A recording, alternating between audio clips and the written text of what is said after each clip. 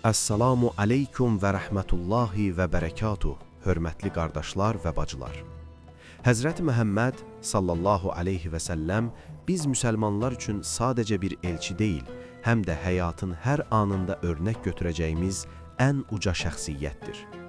O, bəşəriyyəti qaranlıqdan nura çıxaran bir rəhbər, ailə daxilində isə dünyanın ən şəfqətli atası idi. Onun qəlbi övlad sevgisi ilə dolu idi. Hər bir övladına qarşı olan münasibəti bizlərə əsl insanlıq və valideynlik dərsi verir. Bəs hər bir addımını özümüzə nümunə bildiyimiz bu mübarək insanın neçə övladı olduğunu, onların adlarını və həyat hekayələrini bilirsinizmi? Bugün biz Peyğəmbər ocağının nurlu meyvələri olan 7 mübarək övlad haqqında danışacağıq. Gəlin, Allah Rəsulunun sallallahu aleyhi və səlləmin ailə dünyasına birlikdə səyahət edək. Allah Rəsulunun sallallahu aleyhi və səlləmin mübarək nəslindən 7 övladı dünyaya gəlmişdir. Bu övladlardan 6-sı, 2 oğlan və 4 qız vəfalı həyat yoldaşı Həzrəti Xədicə anamızdan, sonuncu oğlu İbrahim isə Mariyə-i Qibtiyyə xanımdan olmuşdur.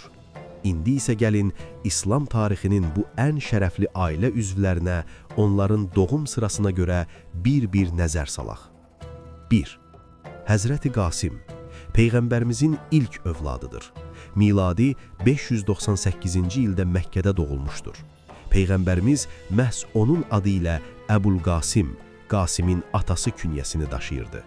Qasim hələ çox kiçik yaşlarında, təxminən 2 yaşında ikən Məkkədə vəfat etmiş və Cənnətül Muallada dəfn olunmuşdur. 2. Həzrəti Zeynəb, Peyğəmbərimizin ən böyük qızıdır. Miladi 600-cü ildə dünyaya gəlmişdir. O, öz xalası oğlu Əbul-As ibn Rəbi ilə evlənmiş, bu izdivacdan Əli və Ümamə adlı 2 övladı olmuşdur.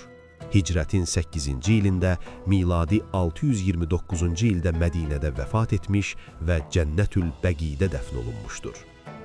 3. Həzrəti Rüqəyyə, miladi 601-ci ildə doğulmuşdur. Həzrəti Osman radiyallahu anhu ilə evlənmiş və onunla birgə Həbəşistana hicrət etmişdir. Abdullah adlı bir oğlu olmuş, lakin uşaqlıq yaşlarında vəfat etmişdir. Həzrəti Rüqəyyə hicrətin 2-ci ilində, miladi 624-də Bədr döyüşü günlərində Mədinədə dünyasını dəyişmişdir. 4. Həzrəti Ümmü Gülsüm, miladi 603-cü ildə anadan olmuşdur. Bacısı Rüqəyyə vəfat etdikdən sonra hicrətin 3-cü ilində o da Həzrəti Osman radiyallahu anhu ilə evlənmişdir. Övladı olmamışdır. Hicrətin 9-cu ilində, miladi 630-da Mədinədə vəfat etmiş və bacılarının yanında Cənnətül Bəqidə dəfn olunmuşdur. 5. Xanım Fatimə-i Zəhra, salamullahi əleyha, Peyğəmbərimizin ən kiçik və ən sevimli qızıdır. Təxminən miladi 605-ci ildə doğulmuşdur. Həzrəti Əli əleyhissalam ilə evlənmiş, bu mübarək nikahdan Həsən, Hüseyn, Zeynəb və Ümmü Gülsüm dünyaya gəlmişdir. Xanım Fatimənin digər 4 övladı ilə bərabər Möhsün adlı bir oğlunun da olduğu rəvayət edilir. Lakin Möhsün hələ çox kiçik yaşlarında, bəzi qaynaqlara görə isə ana bətnində ikən dünyadan köçmüşdür. Peyğəmbərimizin nəslini davam etdirən yeganə övladıdır. Atasının vəfatından təxminən 6 ay sonra Mədinədə vəfat etmişdir. 6. Həzrəti Abdullah, Həzrəti Xədicədən olan sonuncu oğludur. Peyğəmbərlik gəldikdən sonra miladi 1611-1615-ci illər arasında doğulduğu üçün ona Tayyib və Tahir ləqəbləri verilmişdir.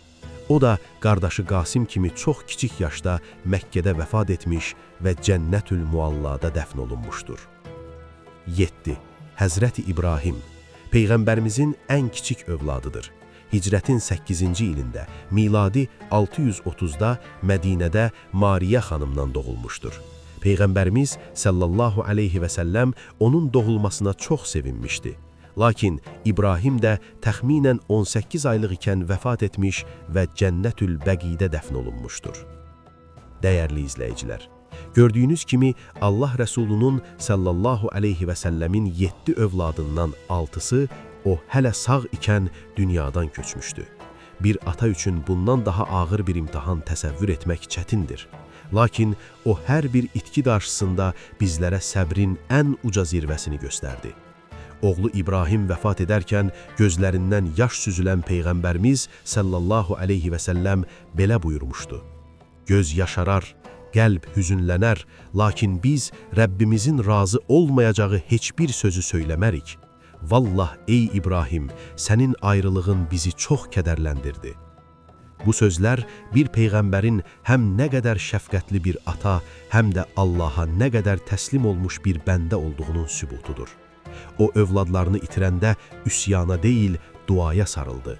Onları qucağına alıb öpərkən bizə sevginin, vəfatlarında isə vüqarlı duruşun dərsini verdi.